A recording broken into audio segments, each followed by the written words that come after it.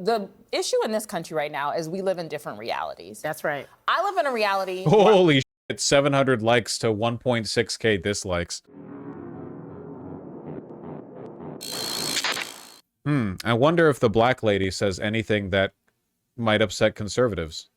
I know I do not have the same opportunity as you. I know I don't. And you know and that I know too. what, Scott? And you know that. Let me just tell you about me. I'm gonna let you finish, but I want to answer this. I'm not talking about how you feel. I'm talking about how I feel. Oh, this is the guy who wouldn't do the slit. Oh yeah, this is the guy who was like this mass hysteria over Elon's so-called see Kyle, and then he was told like, well then why, if you think it's normal, why don't you do it? And he refused to do it. Me, a black woman in this country. But not in this city. And I will run, and if you want me I'm a New Yorker, not in this city. You cannot say that. You can't say that in this city. I'm not talking about New York. I'm talking about actually let her finish. Okay, Let her finish. Let her finish. I got a law degree, a master's, and 2 bachelors. Probably more education than all of y'all added up together at this table, Fine right? by me. And I have always been the least paid person on payroll at every institution I have worked in. And it's not because... Even in the White House? Even in the White House. Well, whose fault is that? I don't think you worked for George W. or Trump. Well, guess wasn't what happened when I was there. DEI. Scott. Look. What point is this guy trying to make? His soup might be squeezing the blood before it gets to his brain. Go ahead, Scott. Look, You're my friend. I respect you tremendously. I think you're probably the smartest operative in the Democratic Party, and they should listen to you more. That's number one. Number two, you and I share a comparable background. We're both from the Midwest. We both come from middle-class families, lower middle-class families maybe. I actually think we share a lot of similarities in our journey. But I think you made it, and you are the most respected voice often at every room or every table you're in. Let me see if that's the case by going down to the comments. You cannot explain anything on people intent on not understanding. By the way, I'm an immigrant from Africa. I know racism exists there. In comparison, the U.S. is much better in every aspect. They are so deranged. Racism isn't dead, but it's on life support, kept alive by race hustlers who get a sense of superiority by denouncing others as racists. Thomas Sowell. 85% black woman lecturing. I'm such a victim, said the rich woman with 3 degrees on TV. A black woman hosting her own primetime show with 2 black female contributors, and these people are still complaining. These people? What do you mean, these people? Me, me, me, me. You should listen because I'm black and I'm a woman. Victim mentality. Can't beat it. What do the sub-replies say to stuff like this, you know? I love my black people, but we play victim all the time. They want to be right no matter the cost, and they're willing to destroy everything in the process. Vosh, you're reading YouTube comments on a CNN clip. I know it's devastating to think of, and it's kind of like an unsettling realization, but a lot of these people can vote. There will be no discrimination under the rule of Christ Jesus. This guy watches a lot of anime. Hiring will be based only on merits. Sincerely, the long-awaited Messiah. Why does CNN continue to book this woman? She complained about Biden not paying her enough. Black man just swore in a white woman attorney general. No Asian on this show. Not because of anything other than your talent and your work ethic. And that's all anybody ever is asking for, is for people with talent and work ethic to make it. And that's what I see in you. That's how I see you. But let me tell you something about my story and my family's story, is that we have faced discrimination. I have faced discrimination. I just said I was the least paid person, even in this moment sometimes, to my counterparts. It is just the reality of the country we live in. And I'm not saying, I do believe I'm qualified. I know I'm qualified. You won't ever tell me I'm not qualified. But the system that I live in doesn't matter about my qualifications. I don't agree, because when 2025. Oh, come I don't think we're there in 2025. You can't don't That's just not true. That's just not true. There's a mountain of evidence that suggests that you are wrong. Okay, let's just take Ashley. I'm a New Yorker, so I'm jaded. I have the Attorney General as a black woman. The mayor's a black man. The head of the Senate is a black person. Okay, New York is a small representation. Well, small. New York is not that small. America. Politics. Let me just talk. Let me talk about every judge I appear before. It bothers me so much. Like, no one ever talks in data, you know? Like, there is so much objective systematically derived like longitudinal data on racial discrimination all over the place, like in the justice system and hiring, like all it's empirics, you know. You can't go talking about like individual experiences like this because then everyone's like, oh well, there's a black mayor, you know. You're not getting at the heart of the question. Ashley just gave an anecdote, but the numbers also show black women are one of the most educated demographics in this country and one of the least paid. Why would that make any sense? Why would that make any sense? And don't talk to me about the judges you stand before. Well, they're ganging up on him. Talk to me about the world in which we live in. Let's look at the United States Supreme Court. How could you say we're not going to look at that from the top to the bottom? And I'm talking about the legal system. New York is a more progressive. And we just got a black woman. Hold up. Let me. We just got a black woman on the board. We got a black man from the 70s. You brought up the Supreme Court. Or the 60s. Did you know? Champion for DEI, Clarence Thomas.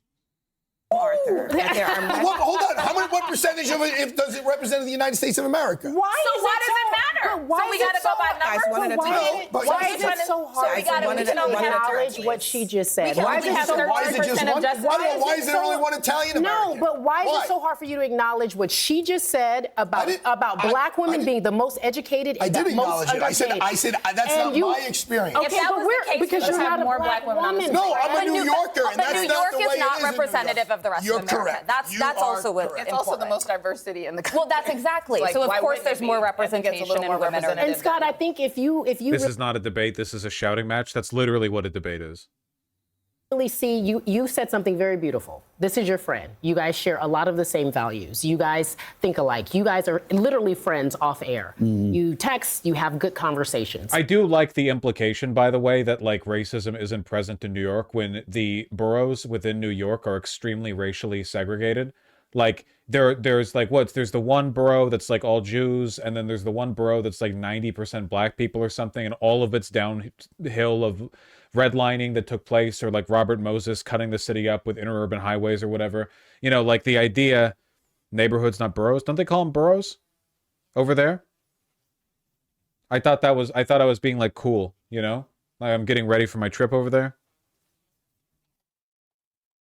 I thought I was like integrating into the vernacular.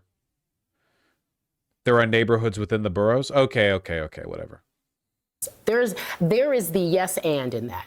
There is something that says to me that you know what she's saying is true. You think she's smart. You know that she's smart. She's more educated than mostly everyone at this table. And so what she's saying isn't a lie. What she's saying is a real life experience. And so why is it so hard to understand why something like diversity, equity, inclusion needs to be a part of what we do in a system that never even acknowledged a group of people? What's the point of debates? Convincing people, obviously. Though I don't think that's going to happen here. This is not a format that's going to, you know, produce that outcome, I think. The fact that white people feel comfortable telling black people whether or not they still experience racism is a sign racism still exists in and of itself.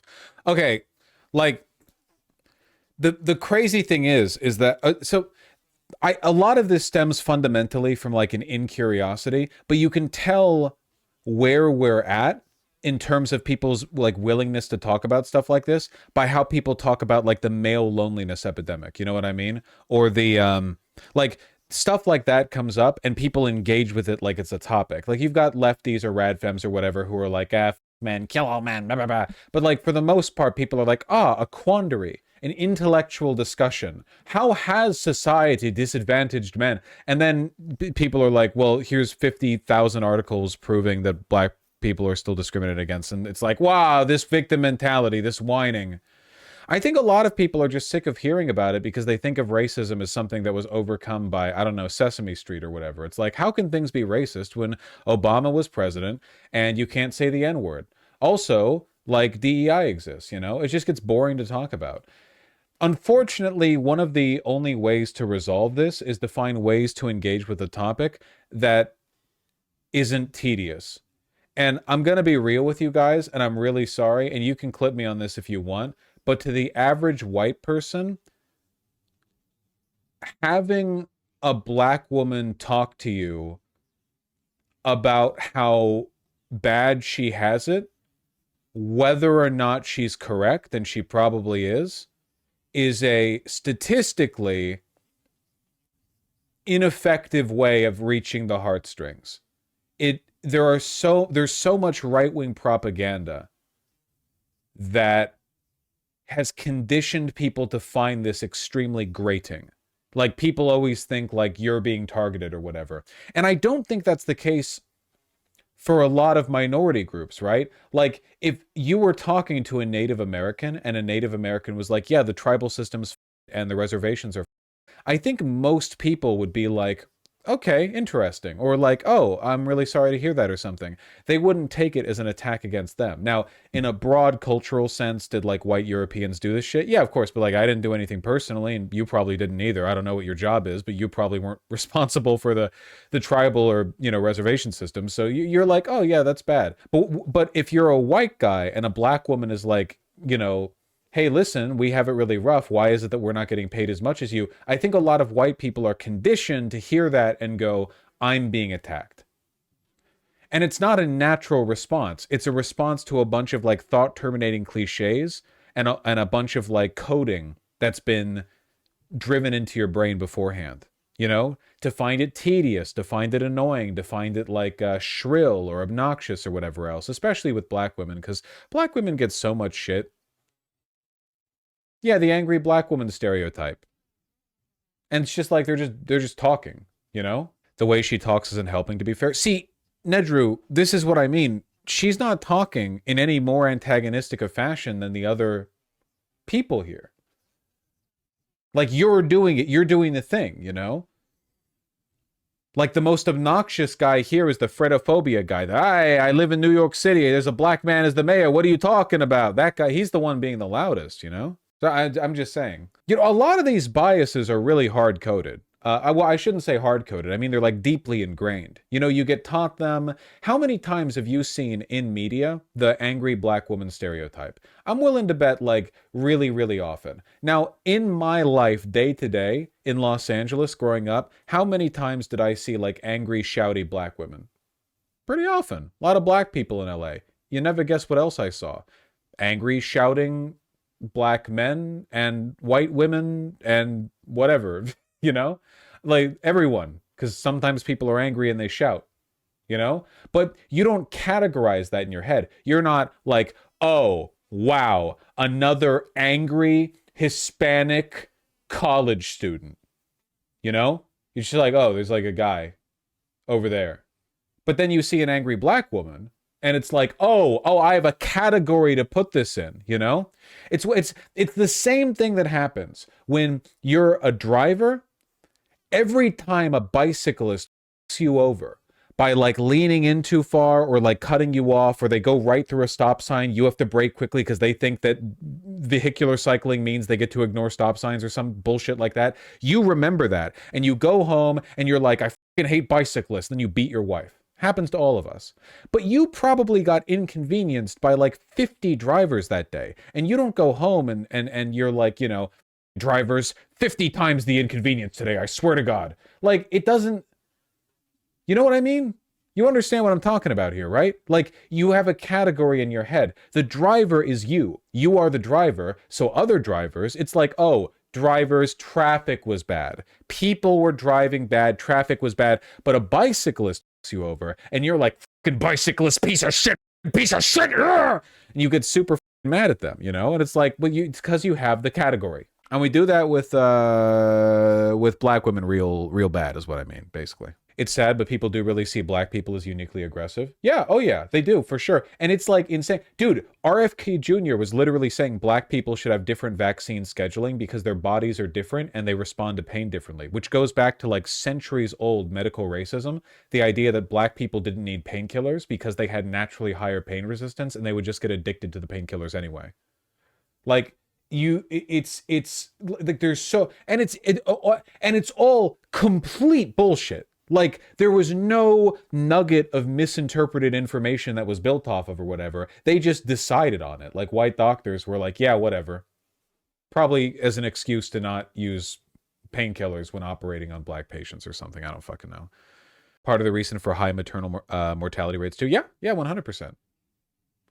I used to find, I used to be susceptible to the angry black woman stereotype because it's like, they really grain that shit into you growing up, like media, like, oh, category, this is a category. But once I started to think about it, now I realize, like, for one, it doesn't happen as often as you think. For two, the opposite happens quite often too. You see an angry guy or white, whatever. That's just, people just get angry. That's a human thing, you know? And you start to realize, like, man, being a black woman must be fucking exhausting. You know what I mean? Like, you've gotta like tone police your own shit so hard. Because if you're a white guy, you can have like a loud, angry moment as a flex. You cannot do that as a black woman. You can't have half of the loud, angry moment as a flex, because then everyone, like, people will be like, oh, all right, get back to the car, you know, Shaniqua, racist ass motherfuckers in the sidelines will be like filming you for YouTube, so it gets 500,000 views in a day, and the comment sections can be full of people being like, typical entitled attitude from those people or whatever. Yeah, they'll call you ratchet for yelling. I didn't realize that yelling was a poor people trait. I was under the impression that, and again, I grew up in Beverly Hills. I can tell you, there are a lot of loud, angry, rich people. Okay, a lot of them. And the predominant demographic of the people in the neighborhood that I lived in were loud, wealthy Persian Jews. Like, we're talking like, I mean, it's like the New Yorker type stuff, I feel like, at least in the, like, wear a open short sleeve shirt with the gold chains and like yelling when you see people on the street that you know, which I find very endearing. Personally, I think it's like kind of a community moment. But that's because I'm not racist, you know? I don't give a shit. Like, you're loud? Whatever. We live in a society. Don't blast a boombox on the bus, and I'm fine. I'm not racist. Chat, clip that. They got me. Think about the weird dudes that justify their racism by saying they were bullied by black people when they were in school. Bro, why aren't you racist against the white dudes that also bullied you? Literally. The literal, like, cultural image of a bully is like a ginger, freckle-faced, fat, weirdly large teenage white boy with like short, like a crew cut or something. Like, that's like the like capital T, the capital B bully, you know? But no one's out here like, wow, white people, even though that's the stereotype. But if there's like, you know, black guys, people are like, oh yeah, of course. What the To be fair, the other angry white boys are school shooters, and no one gets racist over that. I do? Okay, well. Present woke company accepted, I suppose. The point is that racism is gay. And to be gay is racist. You know, gay guys are always going after other guys who kind of look like them, which is sort of like racially preferential, and they're thereby racist by definition. You know what I'm talking about. I guess I have to finish the clip. It's like 1 minute left. Never saw us as a human commodity. Just literally never noticed who we were. And now here we are years later asking for some simple rights, some simple civility. She's asking to be paid like you get paid. She's asking to be acknowledged like you get acknowledged. And she knows that that is not I think it would help too that if you are black, you probably shouldn't frame things with your personal experience being the reference point, especially when you're a highly accomplished political consultant and, you know, like, journalist, because you're pretty successful. Like, that doesn't mean you didn't experience racism. It just means that people are going to respond to that with like, well, I know a poor white guy. And it's like, okay, you know. So you got to talk about the data, the statistics, you know?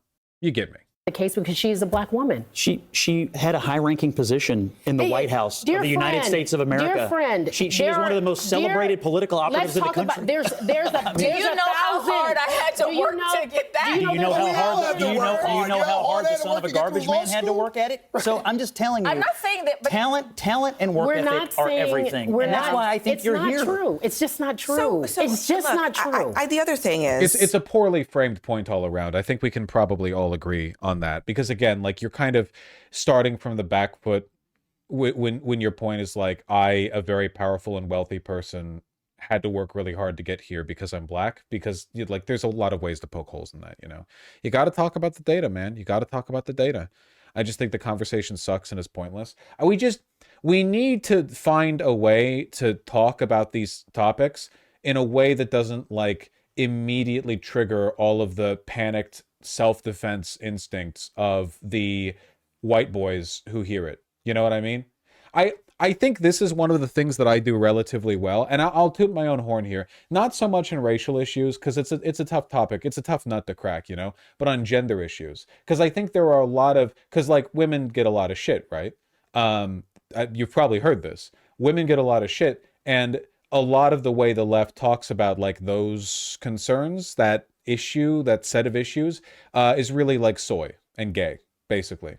Like you have people saying shit like "kill all men," "women are queens," whatever. Those kind of like dumb, senseless messaging. And you've got people who don't engage with anything men struggle with, and you've got people who are just like, well, women are better. And then you've got people who just like pop feminism stuff. It's just not. It's not down to earth. And the worst of it is the guys who do the like self-defacing male feminist bit, which I don't see as much of nowadays, admittedly, which I'm happy about. The "I hate other men so much," queen, I'm so sorry you have to deal with other people from my wretched gender. I apologize. I'm sorry I was even born a male. Yeah. We all know the type. I feel like the left has an aversion to rhetoric. Yeah, I don't really know what the route forward is right now. We should all just start estrogen. Sean Ames, I don't want to hit you like this because you're a new chatter and I don't want your first experience in chat to be negative. I will say, though, that the default response a lot of progressive and especially trans people have to like any issues men experience, being like, what if you got force femmed, is very Reddit, very TRAA, very soy and cringe and not helpful.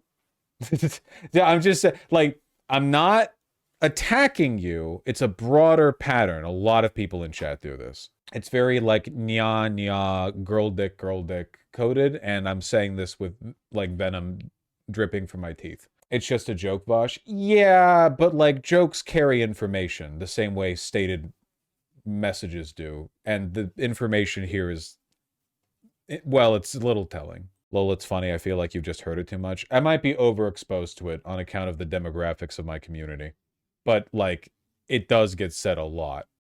The access to opportunity is, I know you don't want to think that that is true, but access to opportunity is what DEI is supposed to address. And not just when it comes to race, although race is important, but when it comes to women, when it comes to people with disabilities, when it comes to people from different socioeconomic brackets from rural parts of the country. I think that's the biggest issue. There's different socioeconomic brackets. So now more than race and gender. Now we're trying to say that everything is equal just because I say it is, even though all the evidence. Who said everything is equal? Well, that's literally we're already living in a meritocratic society, is what Scott and his colleagues want to say, when that's actually factually not true. Do you not think everything is equal? But I think it's generally. I think it's generally true. So actually, okay. But I think it'll seek its own level. I don't think the government should be telling us to seek its own level. But you literally earlier just said DEI is not about the government. Y'all are talking to private companies and telling them you can't operate It's about both. the way you want to operate. But Arthur, you literally just said, I don't think it will seek itself out, because you literally just said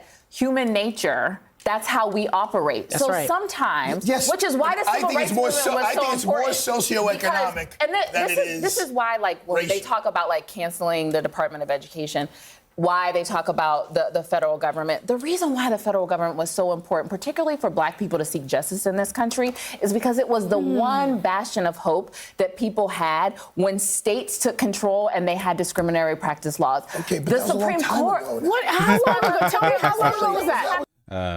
I wonder if they are going to repeal the Civil Rights Act. I think that's kind of crazy, but it's not like that unpopular of a position in some of the halls of power, like it's that, like, we're turning it back to the states or whatever.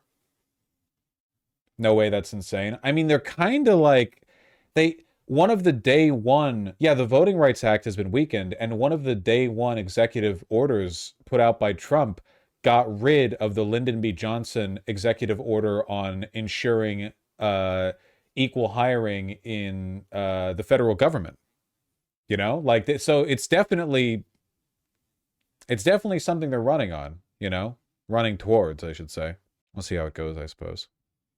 It was nice briefly pretending that we weren't in the Trump administration. We were actually back in like 2000 and like 22, having these conversations. It's pretty nice. They might not get rid of the Civil Rights Act. They might just like gut it effectively. This was the 2016 convo, lol. We need to go back to real wokeness, man. Like real wokeness, we need to bring it back to the most obnoxious possible time period of the cultural zeitgeist towards wokeness. Yeah, no more of this folkness. Exactly. Tumblr leftism, the kill cis men or whatever, like that shit. Bring it back.